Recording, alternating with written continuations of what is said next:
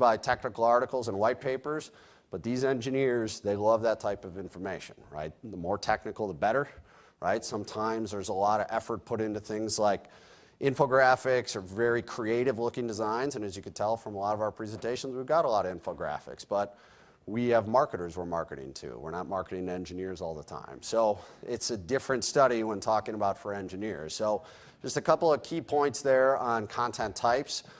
Now the final section is just, we assume everybody in this room has at least tried or are currently using email and social in their marketing tactics. We also assume you all want leads, as evidenced by Matt's breakdown of your top initiatives. So we just have a couple points here on, this is the stuff they want sent to them via email.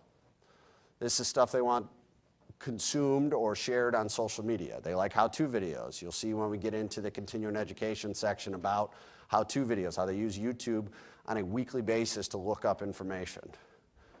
The most successful lead gen tactics, also a very, what I would consider a best practice this slide, it still is webcasts, even ahead of product information, white papers, et cetera. So if you're really getting into some of the core of what we're talking about, take all of that content we just looked at and say, how can we apply it into educating the engineers? Or when they're going through their own buyer's journey, what content do they need? And that's really what we're going to get into with these upcoming slides.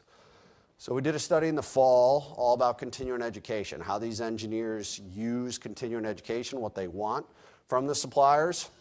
First and foremost, it is very important to these engineers to continue their education for a whole variety of reasons, but most importantly, they want content that is on a topical nature very relevant to them. Course topics, the credibility of the speaker. They don't like discussion forums as much, but really from a topics and credibility of speaker, that actually outpaces what the cost of that continuing education would be. Now, the reason they care is because most engineers need to maintain a certain amount of continuing education or professional development hours every year to keep their license. In the state of Illinois, I think it's every 2 years they need 30 hours of continuing education. They can get that from going to trade shows. They can attend webcasts. But most of them average about 15 hours per year of continuing education. So if you can offer continuing education or partner with media companies like us who can offer continuing education units, you're making the engineers' lives easier, which is a very effective way to market to them. Now, the frequency usage, do you see here? It's pretty broken down, but if you look at it and you say at least once a quarter, they are seeking out continuing education. And we're going to get into what tactics they use within each of those. And you'll see here that webcasts kind of lead the pack. You know, almost 95% of the engineers say that they are using webcasts as their top continuing education opportunity. Online training, a class or system, you're going to hear about from Bailey after lunch here today about a new product announcement from us that goes directly at this idea of both webcasts and online training, making it interactive, making it on demand. But really, this is how these engineers are looking at continuing education opportunities and how often they use them. So the frequency of usage, you can see here, I mentioned YouTube, it's weekly.